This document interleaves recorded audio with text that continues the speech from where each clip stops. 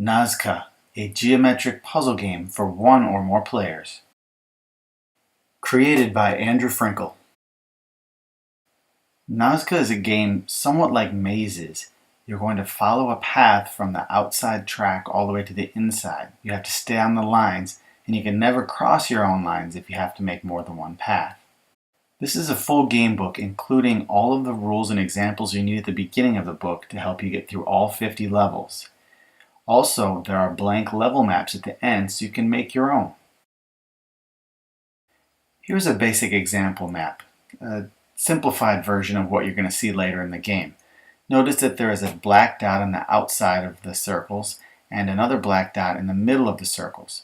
You're always going to start on the outside and work your way to the middle.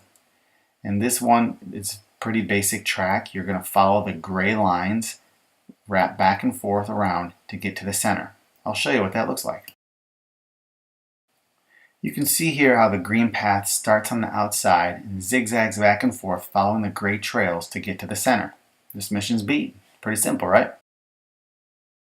Here's another look at that map, but you can see that a blue line has been added, a dotted blue line.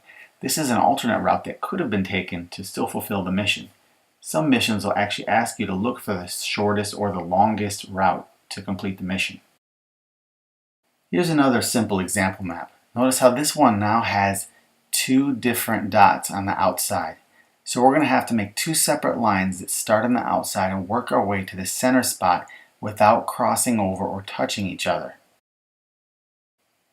You can see on this one I've added a green line to show one possible route that we could take to go from the outside to the inside. So I've completed half of the mission. What I'm showing you here is an illegal move where I'm trying to cross over and run over the same space as the other line.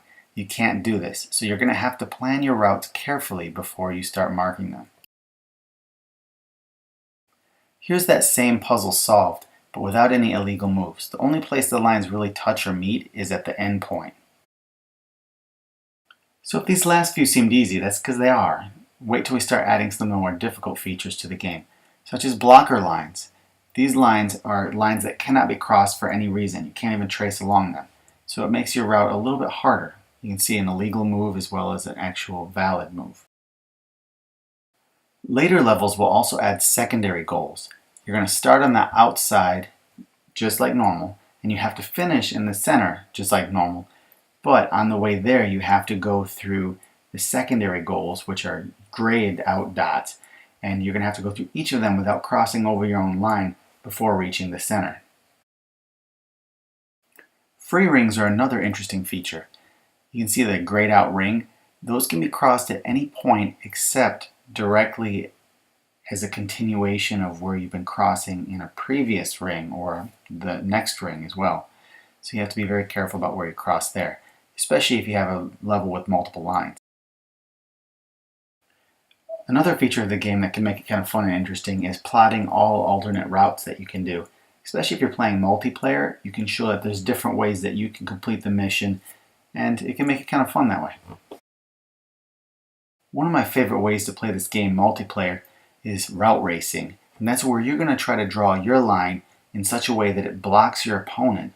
So you're going to zigzag around, block them, and basically make any of their other paths invalid.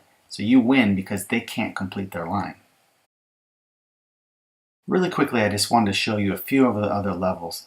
As you can see, there's a whole bunch of different styles with these different features in there, many of them requiring multiple lines. These are awesome for multiplayer, or even if you're trying to challenge yourself. I hope you enjoyed this preview of Nazca. Find out more about Nazca and other games and books at underspace.org. You can also get your own copy of it at amazon.com/author/Andrew Frankel.